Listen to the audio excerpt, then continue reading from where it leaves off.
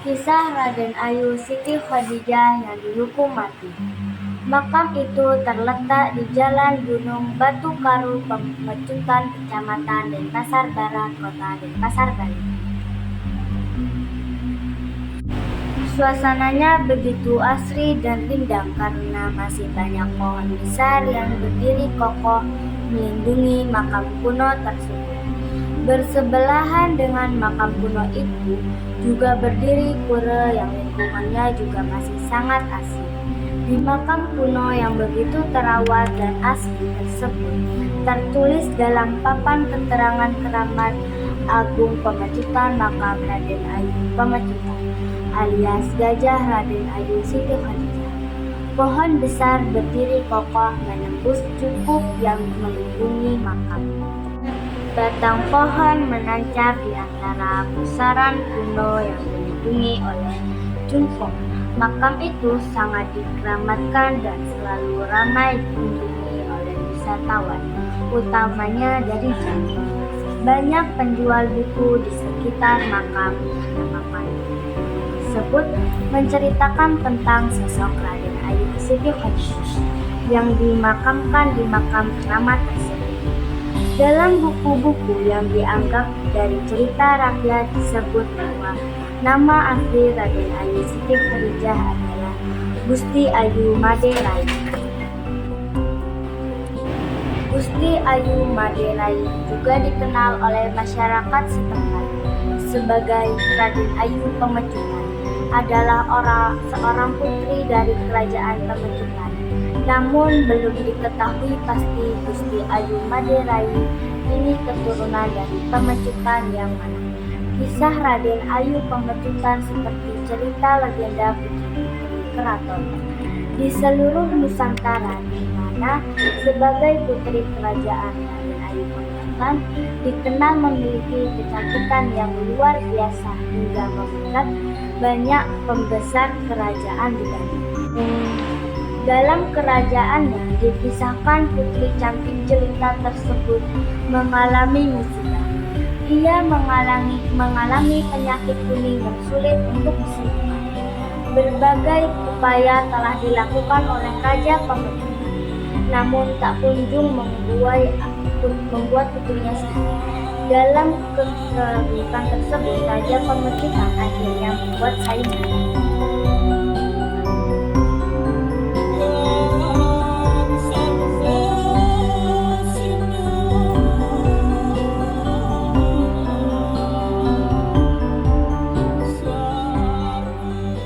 Putriku tersayang, semakin hari kondisimu semakin lemah anakku.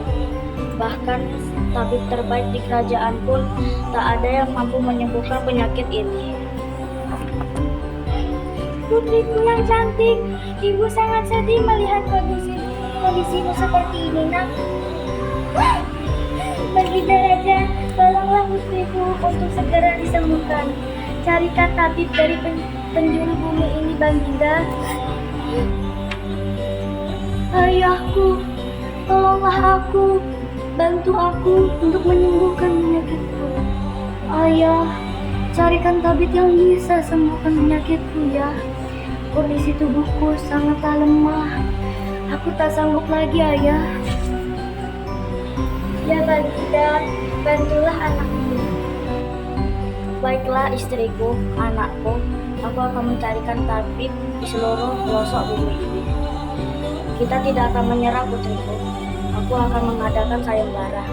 Siapapun yang mampu menyembuhkan putriku yang cantik ini akan kuberikan hadiah besar. Kemudian raja kembali ke singgasana kerajaannya dan memanggil pati kerajaan dan juga dayang kerajaan. Patih, dayang, datanglah padaku. Ya Paduka Raja. Ya Paduka Raja. Patih, dayang, sebarkan sayembara untuk putriku Gusti Ayu Maderai. Siapapun yang bisa menyembuhkan penyakit putriku, maka jika dia perempuan akan diangkat sebagai anak. Tapi jika dia laki-laki, maka akan dijadikan suami dari putriku Gusti Ayu Maderai. Baik Paduka Raja, Kita saja akan saya sebarkan sayembara ini ke pelosok bumi ini, agar Putri Raja Gusti Ayu Maderai bisa sembuh. Baik Baginda, saya pun akan sebarkan sayembara ini. Terima kasih Patih Dayang, semoga cepat ada yang bisa menyembuhkan putriku. Patih Dayang, silakan kalian kembali ke tempat kalian dan mulailah untuk menyebarkan sayembara tersebut. Sayembara dari Raja Pamecutan untuk menyembuhkan Raden Ayu Pamecutan ternyata terdengar kemana-mana, hingga terdengar oleh seorang ulama di Jogja. Ulama tersebut memiliki anak didik seorang raja di Pulau Madura, yaitu Cakraningrat. Cakraningrat diminta oleh kakaknya untuk berangkat ke Bali guna menyembuhkan sakit yang diderita oleh Raden Ayu Pamecutan. Prajurit, kemarilah. Baik, Tuan. Kalian aku tugaskan untuk ke Madura dan menemui adikku seorang Pangeran Cakraningrat IV dan serahkan surat ini kepadanya. Baik, Tuan.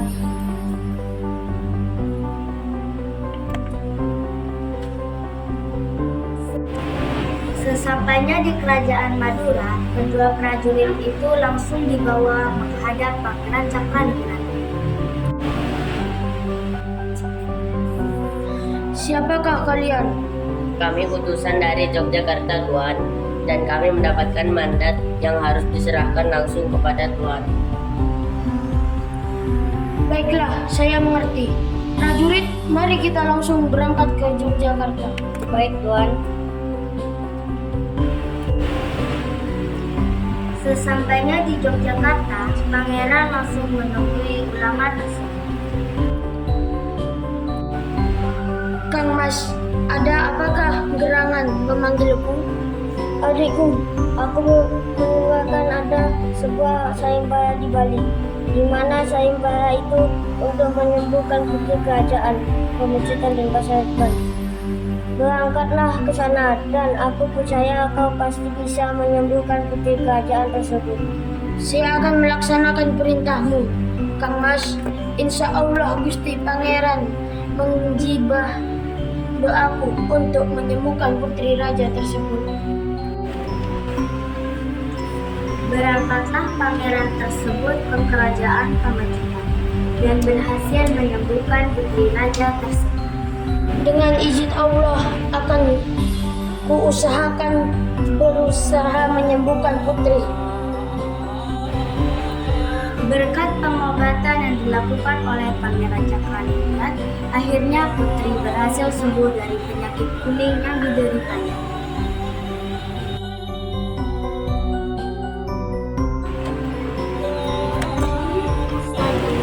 Dan sesuai janji Raja Pamecutan, akhirnya Cakraningrat dinikahkan dengan Raden Ayu Gusti Maderai.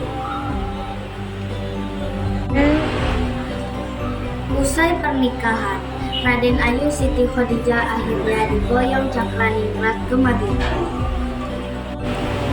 Karena Cakraningrat merupakan penganut Islam, akhirnya Raden Ayu Pamecutan menjadi mualaf. Raden Ayu Pamecutan diberi gelar Raden Ayu Siti Khadijah yang diambil dari nama istri Nabi Muhammad, yaitu Siti Khadijah.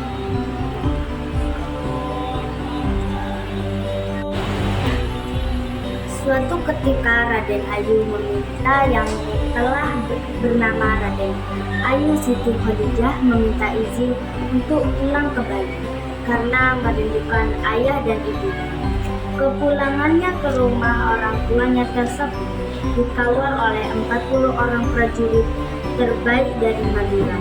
Tak hanya itu, Cakraningrat juga membekali istrinya yang cantik cerita itu dengan guci keris dan sebuah pusaka berupa tusuk konde emas yang diselipkan rambut Raden Ayu Siti Khadijah.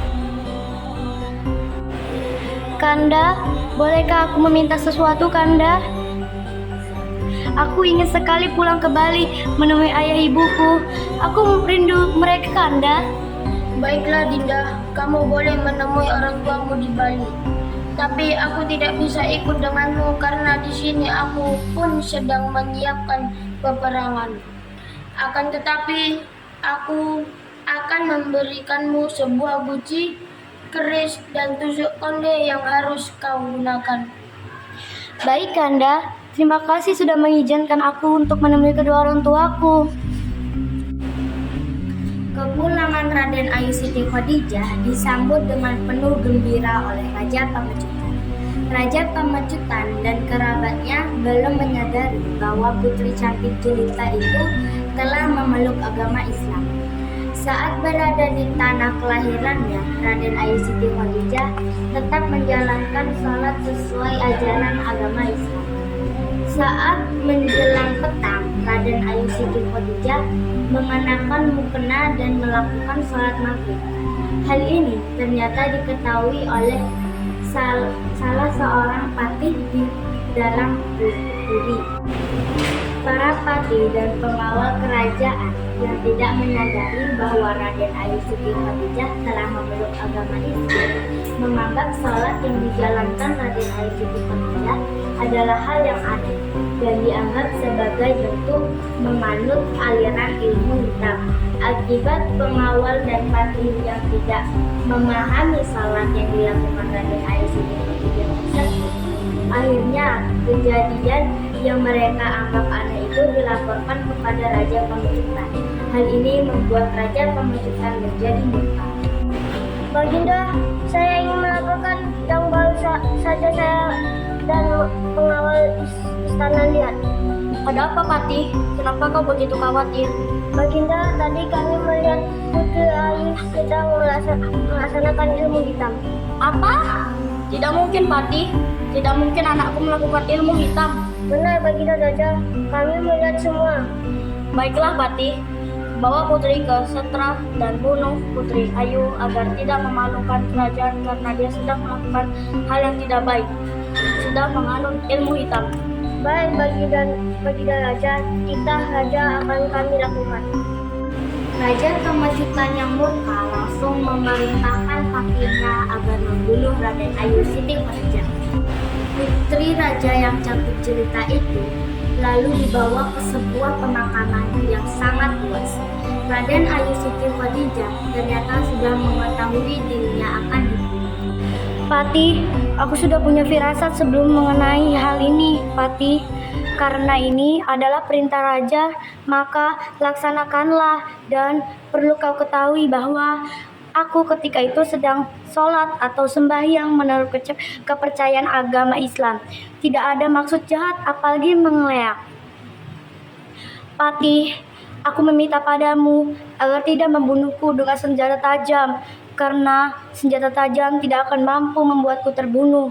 Tapi bunuhlah aku dengan menggunakan tusuk konde yang diikat dengan daun sirih serta dililitkan dengan benang 3 warna, yaitu merah, putih, dan hitam atau tridatu.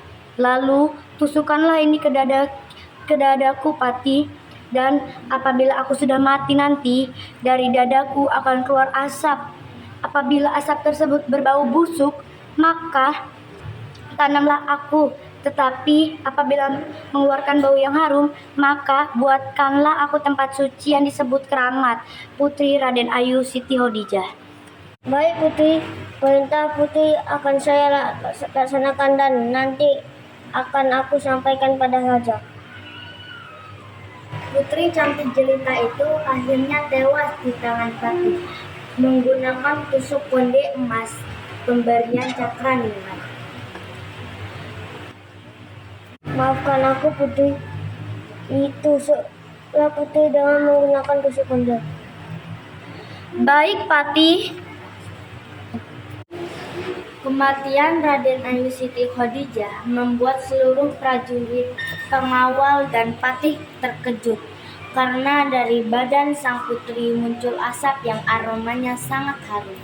Para prajurit, pengawal, dan sang patih menangis tak henti-henti setelah mengetahui hal tersebut. Penyesalan yang luar biasa juga dirasakan oleh Raja Pamecutan. Hyang Widiwasa, Maafkanlah aku karena sudah melakukan hal yang keji pada anakku sendiri. Jenazah Raden Ayu Siti Khadijah akhirnya dimakamkan di tempat suci dan sesuai dengan amanat yang diberikan, makam tersebut diberikan nama Kramat dengan dijaga oleh kepala urusan istana dari putri pembentukan.